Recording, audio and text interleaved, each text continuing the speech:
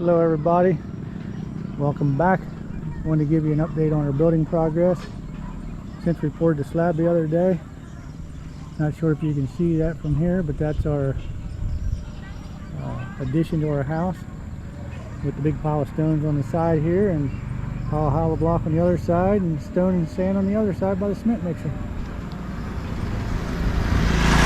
So as soon as the motorcycles pass here, we're going to walk over and show you a little bit closer.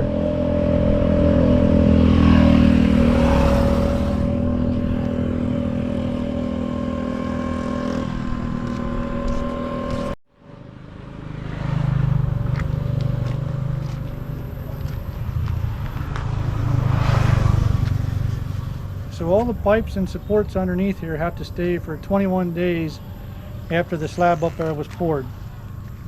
So for the next 3 weeks, all this stuff has to stay while they're working up there. After 2 weeks, some of this pipe can come out, he said, which I don't know about that, but we'll see. I can't wait to get all this pipe out here so I can have a place to park my truck. As I just noticed today, I got a scratch down the side of my truck. Kind of pisses me off. So they started forming the post for the upstairs for the bedroom, which will go up there then. And today they poured the last 2 footers for the last 2 columns in the very back, which is for the kitchen, and started to put up the steel scaffolding in the back so they can start forming up the columns back there for the spare bedroom and the kitchen extension. Today we just got more sand and stone delivered. Here's a pile of sand and sacks of stone over there. When we poured the slab up top here, it took 76 sacks of sand. So if you take 76 times 6, that's how many sacks of sand, stone, and cement was used. Sorry, I think I misspoke there. It took 76 sacks of cement. I think I said sand, but 76 sacks of cement is what it took to pour this. And like I say, if you take 76 times 6, that's how many sacks of sand, stone, and cement it took to pour that up there.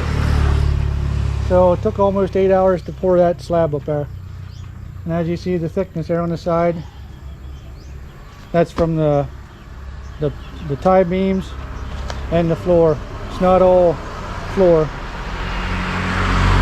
The floor was only about 4.5 to 5 inches thick at most spots. So this is our view from up here that we're going to have eventually. It's not a bad view of the water. It's a nice cool breeze blowing here too right now, which we don't get that on our old terrace.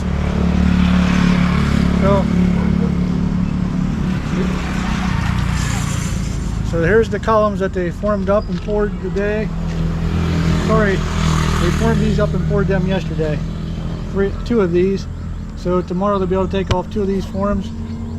The other 2 columns they just formed up and poured today. So those will have to wait another day before they can come off. And then on the back side, today they finished jackhammering the footers of the last 2 columns. So they jackhammered them out. They put in the rebar matting in the bottom, stood up the rebar column cages or cage columns, and poured the last 2 footers. And now they started to put in the steel scaffolding and setting all that up. Hopefully tomorrow they'll be able to start doing the rebar for the columns, or for the beams that go across, and start filling in some of the holes down here with some dirt. We got a lot of dirt. Everywhere is dirt. I don't know how we're gonna get rid of all the dirt around here. Like that's probably 6 feet of dirt, 6 feet tall of dirt, 5 to 6 feet tall of dirt, and I don't know, maybe 6-8 feet across. It goes the whole way back that we got to get rid of somehow. And we just found out that the architect changed the plan on us. We asked for the septic tank location and dimensions of the septic tank so we could start digging that when we were doing the excavation project here. So he sent us that, and we went off the plan he sent to us, and now the final plan has it underneath our garage parking area. So in the back here, I dug down 8 feet by 12 feet by 8 feet for a septic tank that is no longer there. So that we wasted like 2 weeks of time of digging and jackhammering, and now it goes underneath our garage area where we park. So now we have to dig in a new spot. So that kind of sucks, but I'm kind of used to it here in the Philippines, the way things go. And this little Grayson guy here is getting fussy. I think it's because he's too hot. He's like a furnace. So when I hold him, he sweats and I sweat. And I sweat bad enough by myself, but when I'm holding him, I really sweat. So that's our update for the building progress. It's a day and a half since the last time we gave an update, because we had a half day of rain in there. So hopefully we can get another day or two without rain, which is very doubtful here. It seems like it's raining almost every day now. What's going on, Grayson?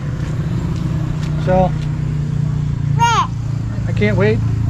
I guess the next step here is going to be poking holes up through our existing roof to get the columns up through there.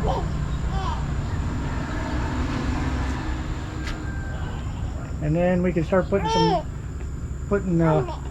making cementing in the columns and putting in the beams to go across, so we can put down the steel deck for our rooftop terrace. So it's very slowly coming together, and somebody behind us wants some attention, so I don't know what I was getting ready to say, but so that's it for our update. Thanks for watching and have a wonderful day.